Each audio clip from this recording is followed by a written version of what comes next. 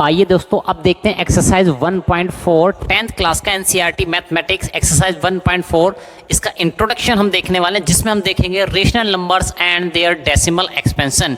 यानी rational number जो होते हैं उनका डेसिमल एक्सपेंशन किस टाइप का होता है, किस स्ट्रक्चर का होता है, वो सब हम देखने वाले हैं। तो देखिए पहले रेशनल नंबरों के बारे में जान लेते हैं, रेशनल नंबर के बारे में जान लेते हैं। तो देखो क्या होता था अभी तक हम रेशनल नंबर, हालांकि rational number irrational number 9th class के जो वीडियोस हैं हमने वहां पे पूरा डिटेल में उसको समझाया, लेकिन अभी हम यहाँ पे जो डिस्कस करेंगे केवल उतना डिस्कस करेंगे जिससे कि हमारी एक्सरसाइज का सॉल्यूशन आराम से निकल जाए। ठीक है, तो अगर आपको डिटेल वीडियो देखने हैं रेशनल नंबर के बारे में तो आप 9th क्लास का चैप्टर नंबर 1 वहां जाके वहां पे देख सकते हैं हमारे अपने ही चैनल लर्नोपीडिया पे।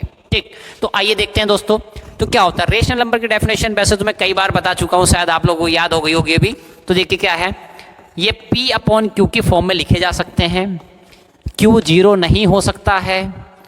P और Q क्या होते हैं, P और Q हमेशा क्या होंगे, इंटीजर्स होंगे। P और Q क्या होंगे, इंटीजर्स होंगे। साथ ही साथ P और Q क्या होंगे, P और Q होंगे को प्राइम। को प्राइम मतलब इन P और Q में आपस में कोई भी कॉमन फैक्टर नहीं होने वाला है। ये कुछ फैक्टर्स हैं जो प्राइम नंबर्स को डिसाइड करते हैं। ठीक है, और देखिए और रेशनल नंबर के बारे में और कुछ चीज़ें जानते हैं और कुछ खासियत है। नंबर 1, ठीक है, ये कैसे होते हैं, टर्मिनेटिंग। ठीक है, इनका जो डेसिमल एक्सपेंशन होता है वो कैसा होता है, टर्मिनेटिंग। टर्मिनेटिंग मतलब सपोज करो मैंने एक नंबर लिख दिया, डस्टर ले लेते हैं पहले। ठीक, सपोज करो एक नंबर लिखा है मैंने, ठीक है, ये लिख दिया है 6/2, तो क्या आ जाएगी वैल्यू, 6/2 ये आ जाएगी 3, यानी खत्म हो गया यहाँ पे, तो इंटीजर बन गया पूरा पूरा। ठीक है, छोटा नंबर लेते हैं, जैसे कि मैंने ले लिया 2/8। क्या ले लिया, 2/8 यानी कि 1/4, तो ये आ गया 0.25। तो देखो 0.2 आया, 5 आया, बस एंड। ठीक है, तो डेसिमल के बाद 2 डिजिट आई, ये कितनी भी आ सकते हैं लेकिन एंड हो जाते हैं, टर्मिनेट, खत्म हो जाते हैं। एक पॉइंट पे जाने के बाद वो क्या हो जाते हैं, टर्मिनेट हो जाते हैं। तो ऐसे नंबर हमेशा जिनका डेसिमल एक्सपेंशन एंड हो जाता है, टर्मिनेट हो जाता है, उनको कहते हैं रेशनल नंबर। तो ये पहचान है एक रेशनल नंबर की। दूसरी और एक पहचान है, ठीक है, दूसरी पहचान देखते हैं। एक तो टर्मिनेट हो गया, अगर नॉन टर्मिनेटिंग है, अगर टर्मिनेट नहीं हो रहा है, कैसा है, नॉन टर्मिनेटिंग है, टर्मिनेट नहीं हो रहा है, तो साथ में ये क्या होंगे, साथ में ध्यान देना आपको, कैसे होंगे ये, रिकरिंग। ठीक है, कैसे होंगे, रिकरिंग। रिकरिंग को समझने के लिए लिख देते हैं रिपीटिंग। ठीक है, रिकरिंग का मीनिंग क्या होता है, ये होता है रिपीटिंग, यानी ये अपने आप को पर्टिकुलर इंटरवल के बाद रिपीट करते हैं। जैसे मैं एक नंबर लिखता हूँ, लिख देता हूँ, ये देखो 7.56356356356356। तो देखो क्या है, 7.56 आया, फिर एक डिजिट आई, फिर रिपीट किया 5 6, फिर 3 आया, 3 ने भी अपने आप को रिपीट किया, फिर 5 6, फिर 3 आया, फिर रिपीट किया। तो इस तरह से और एंड सो ऑन चलते रहेंगे। यानी कि ये नंबर क्या होते हैं, अगर नॉन टर्मिनेट, खत्म नहीं हो रहे हैं, तो अपने आप को रिपीट जरूर करेंगे। क्या करेंगे, अपने नंबर को खुद को रिपीट जरूर करते हैं पर्टिकुलर इंटरवल के बाद। जैसे 2 डिजिट के बाद फिर एक डिजिट आती है, फिर रिपीट करते हैं, फिर बीच में एक डिजिट आती है, फिर रिपीट करता है, इस तरह से, यानी इंटरवल सेम रहेगा। ये भी ध्यान देने वाली बात है। ठीक है, तो इस टाइप के जो नंबर होते हैं वो भी रेशनल नंबर होते हैं। अब और कुछ चीजें जानने की कोशिश करते हैं यहाँ पे। तो भाई इरेशनल नंबर क्या होते हैं, तो इरेशनल नंबर जो होते हैं उनकी एक पहचान होती है। तो देखिए जो इरेशनल नंबर होते हैं उनका क्या होता है, वो होते हैं नॉन टर्मिनेटिंग, यानी वो टर्मिनेट नहीं होते हैं, डेसिमल के बाद भी जाके टर्मिनेट नहीं होते हैं कभी। ठीक है, साथ ही साथ अब टर्मिनेट नहीं हो रहे हैं तो क्या होते हैं, और साथ नॉन टर्मिनेटिंग यानी टर्मिनेट भी नहीं होंगे, और साथ ही साथ क्या होते हैं, नॉन रिकरिंग। क्या होते हैं, साथ ही साथ नॉन रिकरिंग। नॉन रिकरिंग मतलब अपने आप को रिपीट भी नहीं करेंगे। ठीक है, रिपीट भी नहीं करेंगे मतलब 1.2 3 5 7 6 9 8 समथिंग ऐसे लिख दिया। उसके बाद फिर आ रहा है 3 2 5, ठीक है, 3 2 7 2 9 1 8 ऐसे समथिंग। ना तो एंड हो रहे हो ना रिपीट करें। देखो जैसे आया 2, तो देखो 1 2 3 4 5 6 7, देखो 7 डिजिट बाद 2 आया, उसके बाद फिर एक डिजिट बाद 2 आया। तो ये रिपीट नहीं कर रहे हैं, मतलब पर्टिकुलर रिपीट तो कर रहे हैं लेकिन पर्टिकुलर इंटरवल के बाद बार बार रिपीट नहीं कर रहे हैं। तो यानी इन्हीं को कहा जाता है नॉन टर्मिनेटिंग, नॉन रिकरिंग। ठीक है, ना तो ये खत्म हो रहा है कभी और ना ही पर्टिकुलर इंटरवल के बाद रिपीट कर रहा है। तो आपको ध्यान ये रखना है, रिपीट करना इंपॉर्टेंट नहीं है, इंपॉर्टेंट क्या, पर्टिकुलर सेम इंटरवल के बाद अपने आप को रिपीट करना, ये बहुत ज़्यादा इंपॉर्टेंट हो जाता है। तो ये पहचान होती है किसकी, इरेशनल नंबर की। अब आइए, तो ठीक है भाई, पहचान हो गई। अब हम क्वेश्चन को, तो क्या भाई हमें टर्मिनेट है कि नॉन टर्मिनेटिंग है, इसके लिए क्या डिवाइड करके देखना पड़ेगा, 8 10 डिजिट 12 16 17 डिजिट तक डिवाइड करके देखना पड़ेगा क्या? ठीक है, तो ऐसा नहीं करना है, उसके लिए भी सिंप्लीफाई करके एक रूल बनाया गया, नियम बनाया गया, उसी को तो करने के लिए हम यहाँ पे पढ़ना है इस एक्सरसाइज को। तो देखो क्या है, तो आपको क्या करना है, केवल क्यू देखना है। क्या देखना है, क्यू, यानी पी बाई क्यू में जो डिनोमिनेटर होता है जिसको हम क्यू कहते हैं, अगर वो इस फॉर्मेट का है 2 की पावर x इंटू 5 की पावर y, अगर Q इस फॉर्म का है तो आप समझ जाइएगा कि वो नंबर हमेशा कैसा होगा, टर्मिनेटिंग होगा। टर्मिनेटिंग होगा मतलब रेशनल नंबर हो जाएगा। ठीक है, तो डेसिमल एक्सपेंशन कैसा होगा उस नंबर का, टर्मिनेटिंग हो जाएगा। अगर Q ये कंडीशन फॉलो करता है तो कैसा हो जाएगा, वो टर्मिनेटिंग हो जाएगा। और टर्मिनेटिंग क्या होता है, हमेशा रेशनल नंबर। तो आप ये बता सकते हो कि ये नंबर रेशनल है कि इरेशनल है, कैसे, केवल Q की स्टडी करके, Q को देख के बता सकते हो। अब ये 2 की पावर x 5 की पावर y क्या है, इसको भी जानते हैं। तो देखो दोस्तों क्या है, 2 की पावर x 5 की पावर y का मतलब ये हुआ, सपोज करो q की वैल्यू है क्या, 10। q की वैल्यू क्या है, 10। तो 10 का मतलब यही तो है 2 इंटू 5। तो देखो 2 की पावर 1 इंटू 5 की पावर 1, तो यहाँ पे x की वैल्यू क्या हुई, x की वैल्यू हुई 1, y की वैल्यू क्या हुई 1। तो इस तरह से, या आप Q को देखो, सपोज करो Q की वैल्यू क्या है, 8 है। Q की वैल्यू क्या है, 8। तो 8 का मतलब हुआ 2 की पावर 3 इंटू समथिंग, कुछ नहीं है तो मतलब 1। तो यहाँ पे देखो x की वैल्यू कितनी हुई, x की वैल्यू हुई 3 और y की वैल्यू कितनी हुई, y की वैल्यू हुई यहाँ पे 0। ठीक है, तो हम जानते हैं किसी की वैल्यू 0 हो, पावर में अगर 0 हो तो उसकी वैल्यू क्या हो जाती है, 1। तो इस तरह से भी हो सकता है।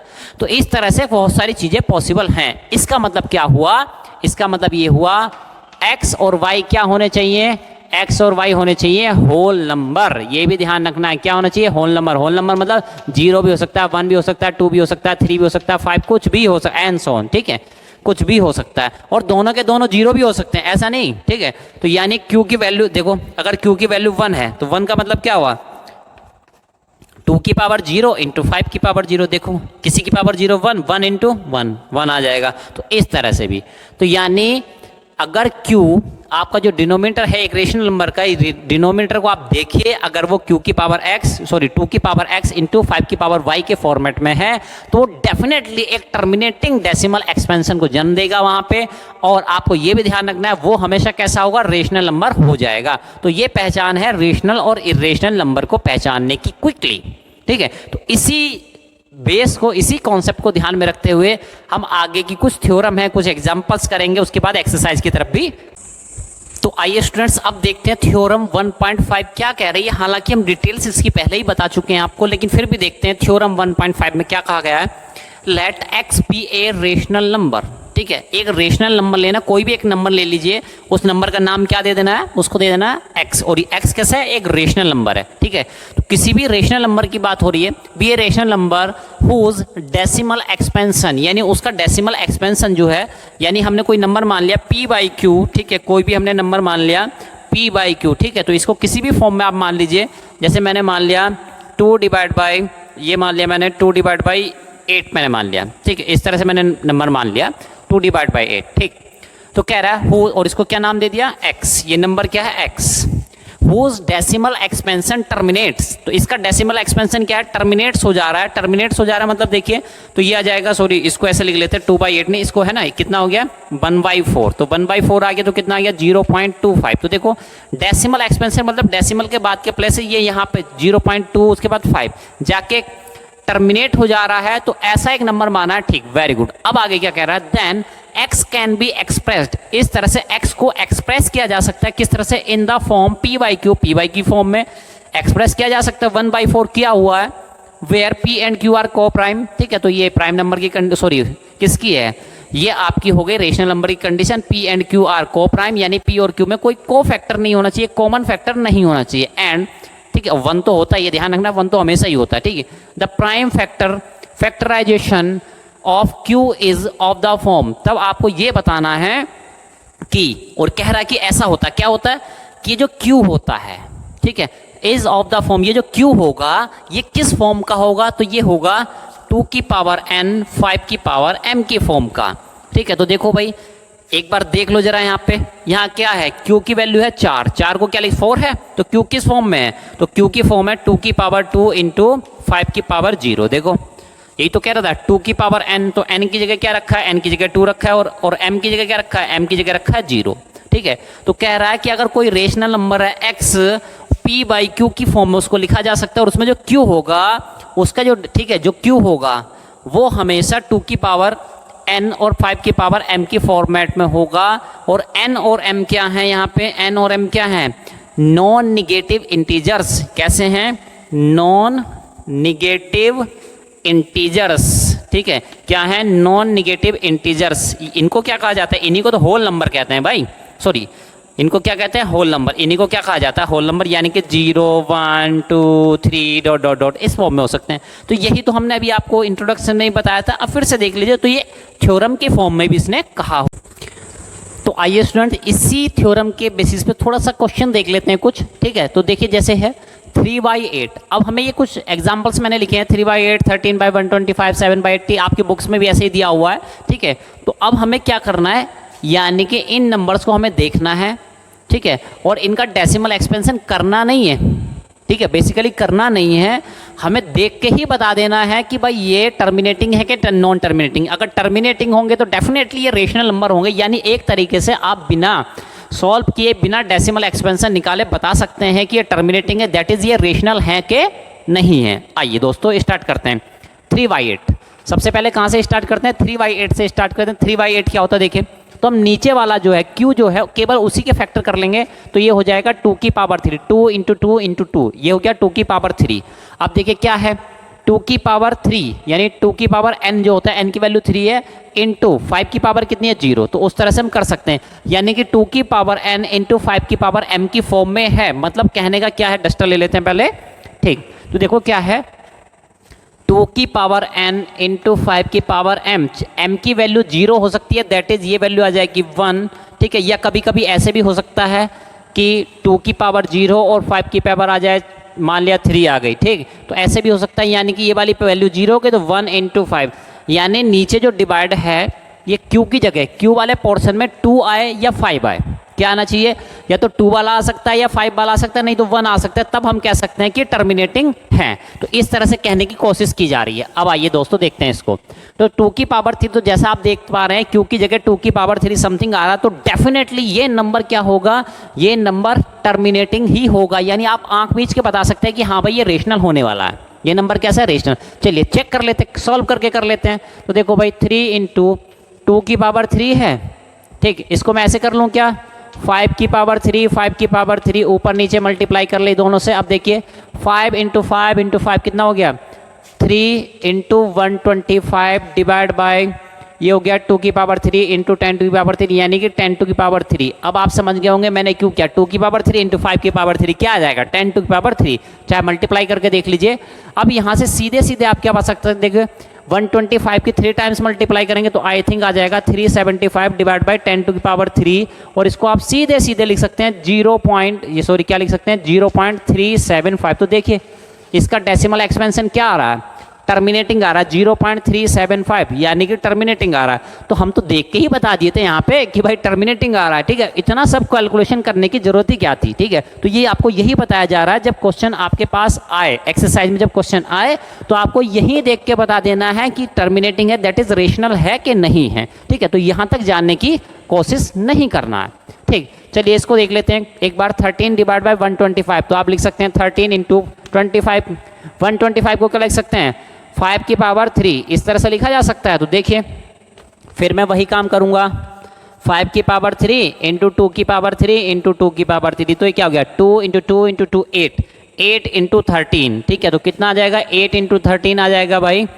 मुझे लग रहा है 104 आ जाएगा, ठीक, यस 104 डिवाइड बाई 10 टू की पावर 3, तो कितना आ गया 0.104 आ गया, ठीक। तो देखो टर्मिनेटिंग आ गया, यानी जब यहाँ पे 5 आ रहा था, केवल और केवल 5 आ रहा था, 5 आए या 2 आए या 10 आ जाए तो आप समझ सकते हैं कि भाई 5 और 2 का टर्म आ गया तो समझो टर्मिनेटिंग होना ही है। तो देखो अपने आप आ रहे हैं नंबर, ठीक है। फिर से देखते हैं 7 डिवाइड बाई 80, इसको भी करके देखते हैं। तो ये देखिए 7, 80 को क्या लिख सकता हूँ मैं, 80 को लिख सकता हूँ क्या 10 इंटू 2 की पावर 3, इस तरह से लिखा जा सकता है, बिल्कुल लिखा जा सकता है। तो देखिए इसको ऐसे कर लेता हूँ, क्या करूँ भाई इसको ऐसे कर लेते हैं 7 डिवाइड बाई 10 इंटू इसको कर लेते हैं 2 की पावर 3 इंटू 5 की पावर 3, ठीक है। इधर ऊपर कर लीजिए 5 की पावर 3, ठीक है। 2 की पावर 3 तो था ही, 5 की पावर 3 से ऊपर नीचे कर लिया तो ये हो गया 7 इंटू 125 डिवाइड बाई ये हो जाएगा कितना 10 टू की पावर 4। देखिए 2 की पावर 3 5 की पावर 3 तो ये हो जाएगा 10 टू की पावर 3 इंटू एक 10 और है तो 10 टू की पावर 4, तो कितना हो गया 125 इंटू 7, कितना आ जाएगा भाई 125 इंटू 7, तो आई थिंक ये 925 मुझे लग रहा आ जाएगा, कितना आ जाएगा 925, देखता हूँ कि भाई सही हूँ कि मैं, ठीक है। तो ये आ जाएगा 0.0925, इतना शायद आ जाएगा, ठीक है। कहीं गलत हो तो आप कैलकुलेशन सही कर लीजिएगा। तो इस तरह से आप देख पा रहे हैं कि जब मुझे पता चल रहा है कि 2, 5 या 10 समथिंग कुछ आ रहा है, ठीक है, और इसको इस वाले 10 को भाई आप ऐसे भी लिख सकते हैं 2 इंटू 5, ठीक है। तो यानी कि आप देख पा रहे हैं कि जब कभी भी 2 आएगा या 5 आएगा क्यू के प्लेस पे, ठीक है, या 2 इंटू 5 का मल्टीप्लिकेशन आएगा तो आप समझ जाइए कि वो नंबर हमेशा क्या होना है, टर्मिनेटिंग होना ही होना है। तो ये बहुत सारे एग्जाम्पल देके आपको बताएगा, यही सिस्टम का यूज़ आपको करना है किस में, जब हम एक्सरसाइज कर रहे होंगे। चलिए एक बड़ा सा नंबर लेते हैं 14588 डिवाइड बाई 625, तो इसको मैं ऐसे लिख सकता हूँ 14588 डिवाइड बाई 625, सॉरी 625 को क्या लिख सकता हूँ 5 इंटू 5, देखो 5 इंटू 5 25 इंटू 5 125, यानी हो गया 5 की पावर 4, ठीक है। ये क्या हो गया 5 की पावर 4, तो इसको ऐसे लिख सकता हूँ 14588 डिवाइड बाई 5 की पावर 4 इंटू इधर कर लेता हूँ 2 की पावर 4 और ऊपर भी कर देता हूँ 2 की पावर 4, ठीक है। 2 की पावर 4 कितना हो गया 2 इंटू 2 इंटू 2 इंटू 2, यानी कि हो गया आई थिंक कितना हो गया, ये हो गया 16। 16 को मल्टीप्लाई करेंगे दिस नंबर से तो ये आ जाएगा कितना भाई, ये आ जाएगा आई थिंक, मल्टीप्लाई करते हैं 16 को, ठीक, आई थिंक ये आएगा 8 0 ओके 4 3 3 हाँ 3 और ये आ जाएगा कितना 2 दिस नंबर, ठीक है।